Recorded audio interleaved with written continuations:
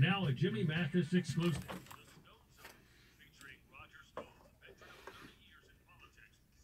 See one? See one?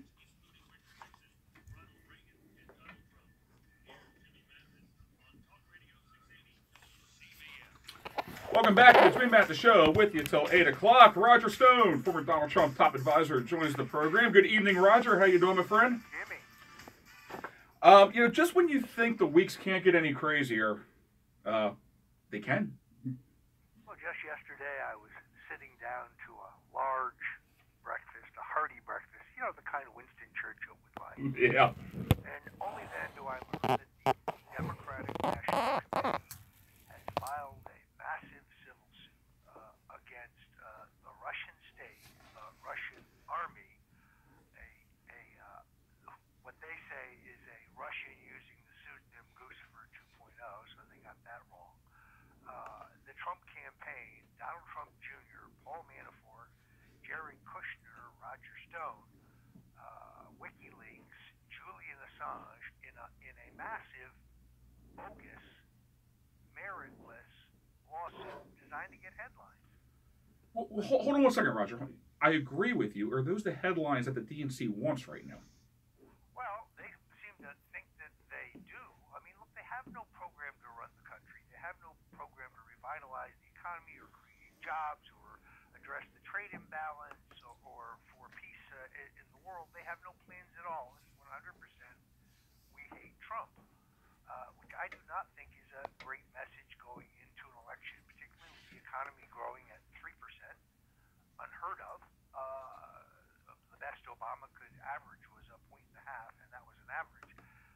And the prospects of a denuclearization of North Korea, which would be a diplomatic coup. Well, and you have North Korea right now that's coming out saying that they're going to halt their nuclear missile launch, which Trump puts in a win. And back to this DNC lawsuit, Roger. I'm listening to Mark Levin last night. And as you know, I spent more time than I would like recently in courtrooms.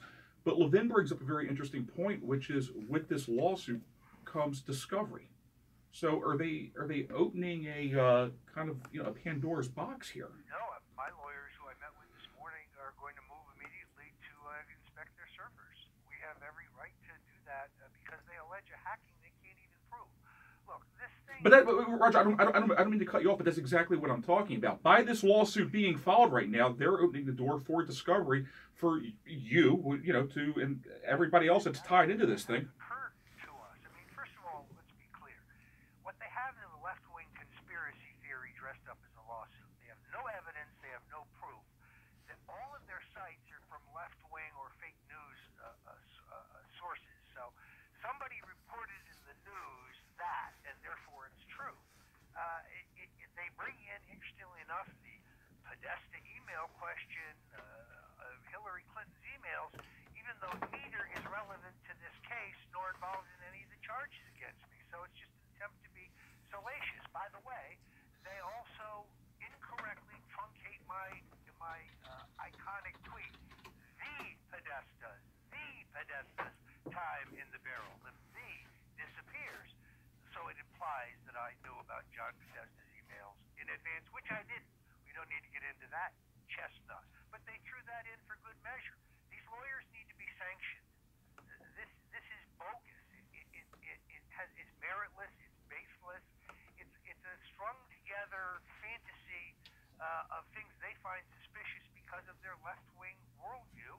I think it's probably a fundraising device for the DNC, but I think they have, as you correctly point out, just opened the door for discovery, and we're going to find out if they were really hacked by the Russians, which I doubt. Well, I think, yeah, Roger. I think this is going to backfire on them, and I look at this same way you do. It's a fundraising tool. I think they may have opened a little bit of a Pandora's box that they weren't expecting.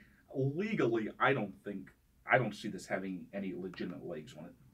Well, what you say is true, but Jimmy, that doesn't mean that all these defendants are not going to have to spend hundreds of thousands of dollars just on legal fees for a motion to dismiss or for summary judgment.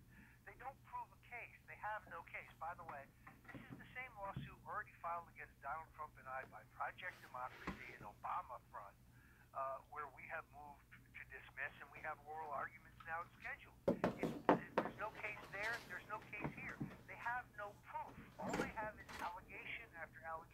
after allegation. Roger, I know you want to let this go, but I do need to ask you. You've been all over national news with your remarks against Barbara Bush. Any comments on that? I will be honest with you. I admit that I was overheard in a restaurant saying that Barbara Bush drank so much booze that if they cremated her, her body would burn for 3 days. Now, without retracting the remark, I would have to say I now regret the remark only because of its timing. My position on the Bush crime family, on which I wrote a book, and my position on this woman particularly, who told me in a reception to my face that she hated me after I beat her husband in 3 straight presidential primaries while I was working for Ronald Reagan. This is we'll leave it for another day. Even I am a Christian, so Barbara Bush, rest in peace. It always stinks being overheard in restaurants, doesn't it?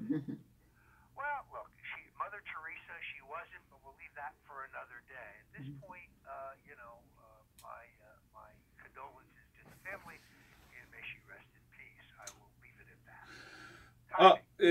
Timing is everything. Hillary Clinton, piece in National Review. They were never going to let me be president. Hillary Clinton still complaining. And this going back to remarks that she made on election night. She's kind of disappeared off into the wilderness. Democratic sources who are pretty plugged in tell me she's hitting the bottle hard.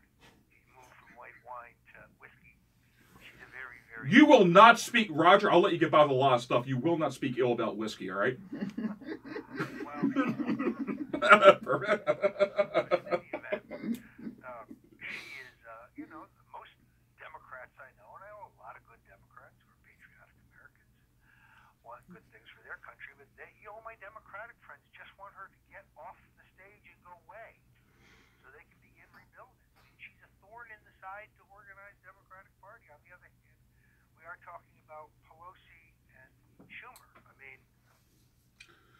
Well, yeah, we're joking about that, but there really isn't a face of the party. In the past, that was Pelosi. Obviously, when Obama was president, it was Obama. But there really isn't a face of the DNC right now. Well, it also speaks to the fact that they just, as a party, they don't have much of a presidential base. I mean, Bernie Sanders is too old for another legitimate run, in my opinion, although he can certainly suck up progressive votes that somebody else needs. Kamala Harris, I guess it is, who I know very little about, I think is to make the case that she has the stature Willie Brown's old girlfriend, she has the stature to be president after a short stint in the Senate. I think that, that's just identity politics. She's a weak candidate. Your former governor there, I hear he's rooting around, Mr. O'Malley, and I think he's a man that has a lot to hide.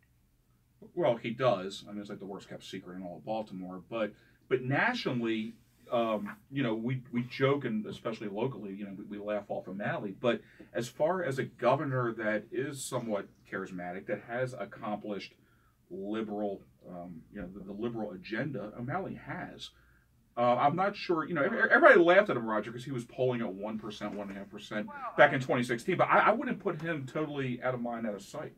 Well, I think he's probably going to run. All I'm saying is that I think he is a long shot. I don't regard him as a heavyweight. Sure. Andrew Cuomo has no accomplishments to point to. The economy is terrible. The tax situation is terrible. The job creation market is terrible. The infrastructure is crumbling. I don't see how he is a viable candidate. Terry McAuliffe, please. Terry McAuliffe will steal a hot stove. Terry McAuliffe's record when he was a fixer during the Clinton years is enough to sink him. And Roger, you have a new book coming out, correct? I do. It's called Stone's Rules. It will be in bookstores May 15th. This is kind of my operating manual. I mean, a lot of it's political. I give you solid advice like 3 men can keep a secret if 2 of them are dead. My mother's recipe for a basic marinara, which is, I think is to die for, and the key ingredient is Sunday gravy. Sunday gravy, 1/3 pork, 1/3 veal, 1/3 beef, in a bolognese style sauce, but no cream. Well, Roger, we moved your appearance date here in Baltimore. We're going to have you out at Brent Circuses after the official release date, so that'll be end of May, beginning of June. We're on the road for the Triple Crown, so we're working around all that. We're in contact with your team, so looking forward to getting you back to Charm City here. Well, I'm ready for the crab cakes. I look forward to it. Jimmy, great to be with you. Thank you, my friend. Appreciate it. You can hear Roger Stone for the Stone Zone every Saturday here on Talk Radio 680 WCBM. Let's get a phone call in here. 410-WCBM 680, 410-922-6680. Kick it off with Steve. Steve, thank you for holding, my friend. How you doing this evening? Steve. Yeah. Yeah, Steve was on hold for a while, so sorry about that, Steve. You know, it's interesting. You look right now, Tyrone. I was talking to Roger about who the Democrats have in the bullpen, and I obviously am no fan of Martin O'Malley's politics by any means, but I always thought that he should have. You want to talk about collusion, Russian collusion, and election fixing, and that's why I find this lawsuit very fascinating, because the fix was in. Not in the general election. The fix was in during the primary within the DNC. They should be suing Hillary Clinton. Right. Right. Right. That's where the collusion was. And Governor O'Malley's kind of, gone off. What is he doing these days? Who knows? But he can't carry a national election. And then the other thing is this. The Democrats have backed themselves into a corner. They can't have a white male nominee. Okay? So they just can't do it. And if they were to try, it certainly wouldn't be Marty O'Malley and his ukulele. Well, that was so funny with the identity politics, and you had Webb. Right. Biden's name was being thrown up there. Martin O'Malley. Who was the other big? It was there was another one. Bernie Sanders would be the greatest example. And then was it Lincoln man. Chafee? Was he? Chafee was another one. Yeah, he was in there. For a hot minute, and then they cleared the deck for Hillary, basically. Bernie stuck in, and she took him out.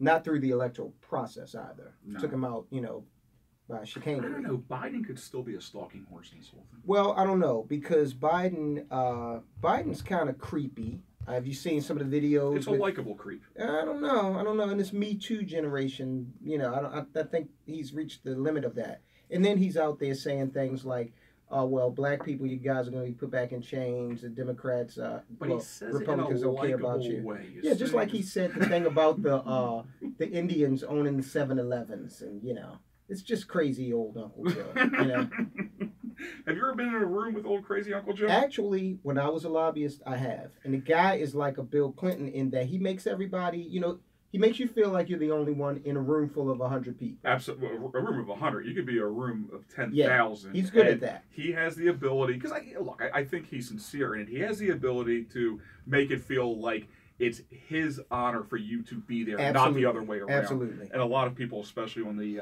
national level, do not understand that. Again, Roger Stone, we are going to be bringing him back to town. We pushed it to coincide with the release of his new book. Book will be released on May 15th. Show's going to be on the road a lot with the Triple Crown coming up. We will be out at Churchill Downs in Louisville, Kentucky, first Saturday of May, and then we're figuring out Preakness right now. But we will be bringing Roger Stone to Brent Circuses, a great opportunity. This will be the second time that the Jimmy Mathis Show has brought him to Baltimore, so a great opportunity for everybody to come out and get to meet Roger Stone. Tyrone Keys, I am Jimmy Mathis. Kevin Leary, scheduled to join the program after the 7 o'clock news. You're listening to the Jimmy Mathis Show on Talk Radio 680 WCBM. Talk